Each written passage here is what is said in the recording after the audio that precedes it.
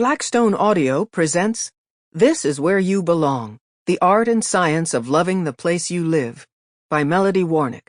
This book is read by Carrington Macduffie. For Quinn, you're my favorite.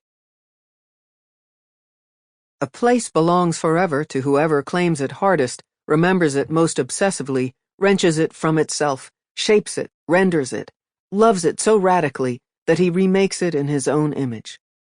Joan Didion. Chapter 1. The Lost Art of Staying Put. At some point during my family's move from Texas to Virginia, the thought crossed my mind that I should have set fire to all our belongings rather than wrestle them into another moving truck. It was embarrassing, really, how much we'd accumulated. Back in college, all my worldly possessions fit into a Subaru station wagon. A husband, 2 kids, and 1,000,000 purchases later, our house was a clown car, disgorging a laughably steady stream of stuff. 4 mattresses, 5 bicycles, 15 chairs, a rolled-up Pottery Barn rug, boxes and boxes of books. How was it possible that we owned all this? Wasn't a bonfire the most prudent course of action here? Much easier to torch everything and start over from scratch. Now, of course, it was too late. I watched as the 28-foot truck juddered to a stop in the driveway of our new rental house.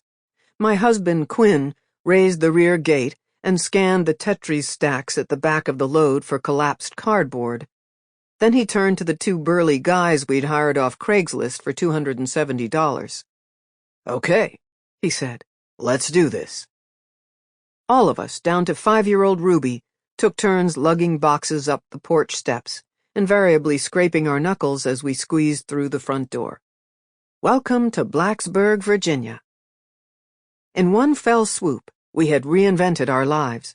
You could see the evidence of this physical and metaphorical 1,200-mile shift in our house, a FEMA disaster zone of disassembled bed frames and legless tables. With every book we slid back into a bookcase, every pot lid we shoved into a drawer, we'd feel like we were putting things back together again. Like we could recreate our old life from Austin in this new space if we only found the right spot for the sofas and the side tables. Really, nothing would be the same ever again.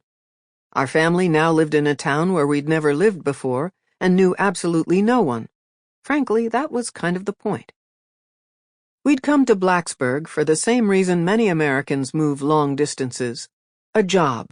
At least that was the story we told people when they asked why we were Sample complete.